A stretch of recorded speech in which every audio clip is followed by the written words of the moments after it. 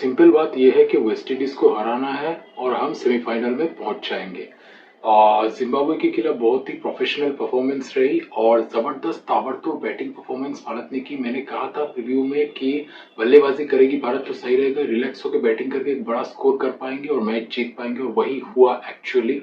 और चीज में शायद प्रॉब्लम हो सकता था, खैर छोड़िए वो सब तो कुछ नहीं हुआ। अब पॉजिटिव, सबसे पहली पॉजिटिव भारत के लिए इस वक्त मेरे ख्याल में अभिषेक शर्मा का फॉर्म में आना। अभिषेक शर्मा ने शानदार 30 बॉल में 55 रन बनाए। शुरू में थोड़ा वक्त लिया लेकिन फिर भी 183 की स्ट्राइक रेट पे बल्लेबाजी की, 4 चौके लगाए, 4 छक्के लगाए, तो इसके बाद भी 183 स्ट्राइक रेट। सो इससे पता चलता है कि किस लेवल की एबिलिटी है और उन्हें वक्त देके भारत ने अच्छा ही किया है। संजू सैमसन की फॉर्म बहुत बड़ी पॉजिटिव है भारत के लिए। संजू सैमसन जितना बैटिंग कर रहे हैं, जितना वक्त क्रीज में बिता रहे हैं, उतना तो वो अच्छा ही खेल रहे हैं। दुख की बात सिर्फ ये है कि बार बार डीप स्क्वायर लीग में कॉट आउट हो रहा है, एक ही जगह में बार बार टीम्स उनको आउट कर रही है। लेकिन जितना बैटिंग उन्होंने किया, नामीबिया के खिलाफ भी एक अच्छी कैमियो खेली थी, और इस वक्त जब जरूरत थी भारत को एक अच्छी पार्टनरशिप की ताकि थोड़ा लॉन्च पैड मिलता, थोड़ा बेस मिल जाता, वो 40+47 रन की क्रिटिकल साझेदारी ओपनिंग में उन्होंने किया। और जब अभिषेक वक्त ले रहे थे तो उन्होंने बड़े स्ट्रोक्स के लिए छक्के लगाए, चौके लगाए, और तो 24 रन की बहुत ही अच्छी यूजफुल इनिंग्स उन्होंने खेली। आशा करता हूं कि आगे वो अच्छा रन बनाएंगे, लेकिन संजू भैया थोड़ा संभालिए अपने आप को, बड़े स्कोर की जरूरत है आपको, मुझे लगता है ऐसा। सो all the best Sanju Samson. बस जितना खेल रहे हैं बहुत अच्छा खेल रहे हैं, जितना वक्त क्रीज में बिता रहे हैं अच्छा बैटिंग कर रहे हैं। अब बाकी और एक सही बात भारत के लिए हुई कि हार्दिक पांड्या का बैटिंग ऑर्डर सही हो गया। वो 5 पे आए, वक्त लिया, और उसके बाद 30 बॉल में 55 रन की 53 रन की एक शानदार पारी के लिए, 25 बॉल में 53 रन की एक शानदार पारी के लिए छक्के चौके लगाए, वो भी फॉर्म में आ गए। फॉर्म में तो थे ही, उनको बैटिंग ऑर्डर सही नहीं दिया जा रहा था मेरे ख्याल में। और तिलक ने भी 16 बॉल्स पे 43 रन की बारी की। सूर्या भी जब तक क्रीज में थे एक बहुत ही धुआंधार बल्लेबाजी करके वो वापस गए, हालांकि 31 रन ही बना, लेकिन अच्छे फ्लो में दिखे। फ्लो में तो वो है ही वर्ल्ड कप के पहले गेम से। सूर्या एकदम सही वक्त पे फॉर्म में आ गए भारत के लिए मेरे ख्याल में।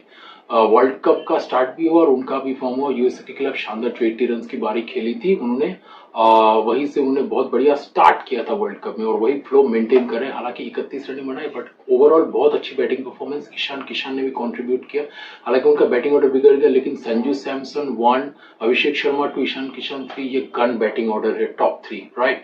सो इसके बाद जब भारत ने 256 बना दिए तो मुझे लगा कि already match Zimbabwe was out of the game, क्योंकि इतनी फायर पावर जिम्बाब्वे के पास थी नहीं, और ऐसा हुआ भी नहीं। लेकिन जिम्बाब्वे ने भी मैच्योरिटी दिखाई। मुझे लगता है कि 5-6 ओवर के बाद उनको पता चल गया कि this is an impossible task that you are going to gate.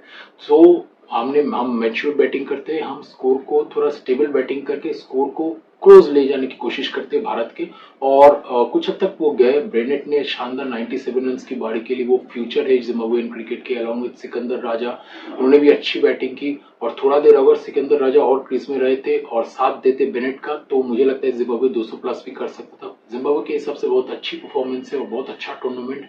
Australia को बीट किया, श्रीलंका को बीट किया, they have held their heads very high actually.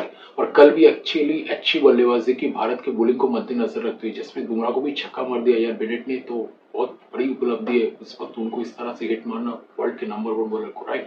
So overall बहुत प्रोफेशनल परफॉर्मेंस, और 70+ रन से जीत कोई मामूली जीत नहीं है T20 वर्ल्ड कप के प्रेशर गेम में। और जिम्बाब्वे को हल्के में लेने का नहीं, क्योंकि बहुत सॉलिड टीम है, राइट। ऑस्ट्रेलिया को हराइए, ये भूलना नहीं चाहिए, श्रीलंका को हराइए, ये भी भूलना नहीं चाहिए। तो ओवरऑल बहुत अच्छी परफॉर्मेंस। अब वेस्ट इंडीज के खिलाफ मैं फिर से कहूंगा कि भारत को बल्लेबाजी करना चाहिए, क्योंकि फिर से नहीं तो प्रेशर आ जाएगा चेस का, क्योंकि वेस्ट इंडीज अगर फर्स्ट बैटिंग करती है और 200 प्लस बना देती है तो नॉकआउट गेम है, ऑलमोस्ट क्वार्टर फाइनल ही है, क्योंकि हार गए तो बाहर है टूर्नामेंट से। तो इस हिसाब से बड़े मैच में हमेशा बैटिंग करना चाहिए। जैसे कि मैंने कहा था कि जिम्बाब्वे के खिलाफ की जबकि भारत को जीतना था, ऑब्वियसली हार जाती तो बहुत मुश्किल, ऑलमोस्ट इम्पॉसिबल हो जाता क्वालिफाई करना, तो बैटिंग करना चाहिए उस तरह से, सेम मैं कहूंगा। और अगर भारत बैटिंग करता है 200 प्लस बनाता है, वेस्ट इंडीज बहुत ज्यादा प्रेशर में होगी, क्योंकि उनके लिए की नॉकआउट है। अब दूसरी तरफ अगर वेस्ट इंडीज बैटिंग करते हैं और भारत सपोज 180-190 तक बांध नहीं पाता है वेस्ट इंडीज, तो 200 रन का टोटल चेस करना होम क्राउड के सामने नॉकआउट गेम है, अंडरलाइंस बहुत ज्यादा प्रेशर भारत पर आ सकता है। इसलिए मैं चाहता हूं कि भारत की बैटिंग हो पहले, और मुझे लगता है कि अगर भारत 200 प्लस कर देता है तो भारत के बॉलिंग अटैक के पास जसप्रीत बुमराह, हार्दिक पांड्या, अक्षर पटेल, अर्शदीप सिंह और वरुण चक्रवर्ती जो कि अभी तक थोड़ा उनका 19-20 हो रहा है, लेकिन ओवरऑल अच्छे बॉलर हैं। और वेस्ट इंडीज के प्लेयर्स हिटर से इतने स्किल्स उनके नहीं है, तो मेरे ख्याल में भारत 200 प्लस डिफेंड कर लेगा Bharat with India's bowling attack. तो देखते हैं क्या होता है। All the best to team India, और रेस्ट कीजिए और बहुत बढ़िया एक मैच खेलिए और सेमीफाइनल तक चलिए, फिर देखा जाएगा।